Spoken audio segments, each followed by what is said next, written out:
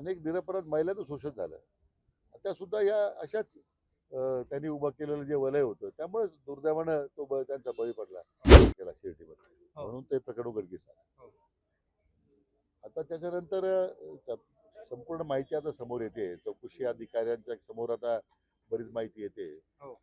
आणि आता जी नावं सारखी घेतली जात आहेत, CDR मधून येत आहेत, वेगवेगळ्या माध्यमातून येत आहेत. मला वाटतं ते SIT जर नेमलेली आहे तर ते चौकशी करतील त्याची. तर आता यापूर्वी त्यांचं जे त्यांनी आता एक त्यांनी स्वतः एक अवतार धारण केलेला होता. आता त्या अवताराला बरेच लोक बळी पडलेले आहेत. त्यामुळं आता ते खरा अवतार समोर आलेला आहे. आता त्या काळात त्याच्या ह्या सगळ्या भानगडी लोकांना माहीत नव्हत्या.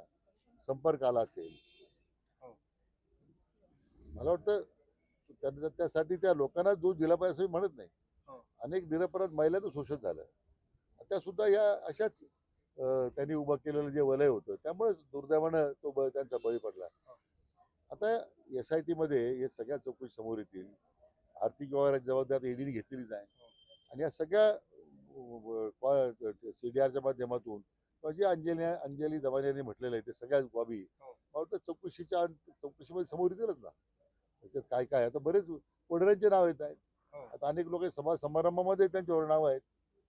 काही लोकांचे काही लोकांनी त्यांचे पाय धुताना नावलेले आहेत. पण याच्यामध्ये शिर्डीमध्ये खास करून त्याने अनेक शेतकऱ्यांना त्या ठिकाणी धमकावून जमिनी घेतलेल्या होत्या, बळजबरीने जमिनी हडप केलेल्या होत्या. त्यामुळे आपल्या मतदारसंघाशी संबंध जो आहे त्याचा नाही, तो काही शिर्डीमध्ये मर्यादित काय त्यांची तिथं पाहुणे सगळे तिथं होते. आणि त्या लोकांची काही ठिकाणी मग आपला माणूस एवढा मोठा होतोय एवढा आता त्याला देवाचा अवतार झालाय वगैरे अशा याच्यामध्ये काही लोकांनी बळी पडलेत. काही लोकांनी त्याच्या संबंधित आर्थिक व्यवहार केले आहेत.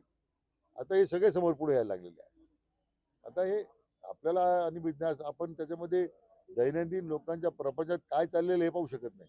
आता अशा भानगडी समोर येतात आम्हाला धक्का बसतो की इतका त्यांनी जर भानगडी केल्या असतील. आता इथं आपण म्हणतो टिप ऑफ द आईसबर्ग आहे.